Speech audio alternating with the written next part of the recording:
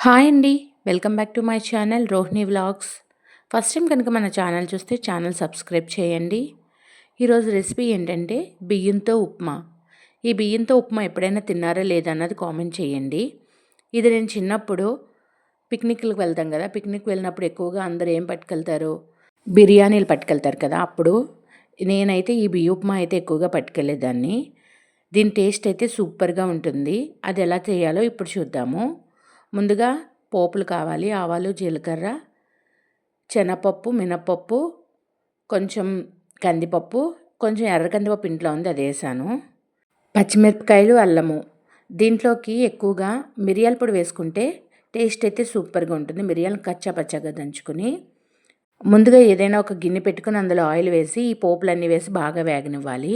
ఇది వేగినప్పుడు కొంచెం మిరియాల పొడి కూడా దంచేసి వేసేయండి. టేస్ట్ అయితే సూపర్గా ఉంటుంది. పచ్చిమిరపకాయలు, అల్లం కూడా వేస్తాను. ఇంట్లో కరివేపాకు లేదు అందుకే వేయలేదు. ఇదంతా బాగా వేగిన తర్వాత బాగా వేగాలి. మంచి అరోమా వస్తుంది కదా! స్మెల్ వచ్చినప్పుడు కొంచెం మిరియాల పొడి కూడా వేయండి. ఇదిగోండి కచ్చాపచ్చాగా దంచిన మిరియాలు అందులో వేసి ఒకసారి అయితే బాగా వేగనివ్వండి. మొత్తం అంతా బాగా వేగిన తర్వాత మనకి ఎంత బియ్యం కావాలంటే అంత బియ్యం వేసుకొని కొంచెం పసుపు కూడా వేసి మొత్తం అంతా అయితే బాగా కలపాలి. ఇది ఒకసారి వేగిన తర్వాత దీనికి కొలత ఏంటంటే ఒక గ్లాసుడు బియ్యానికి 2 గ్లాసుల నీళ్ళు. నార్మల్గా మనం రైస్ వండుకున్నట్టే వేసుకోవాలి.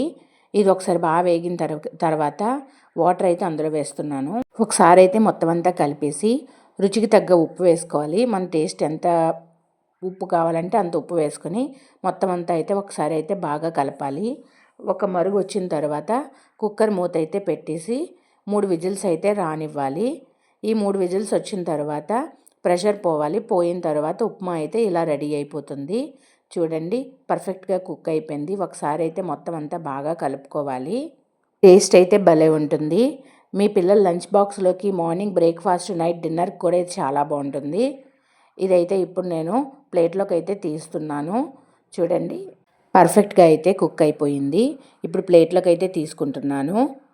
ఇందులోకి మాగాయ ఉంటుంది కదా! మాగాయ కానీ ఆవకాయ కానీ నంచుకుని తింటే టేస్ట్ అయితే సూపర్గా ఉంటుంది.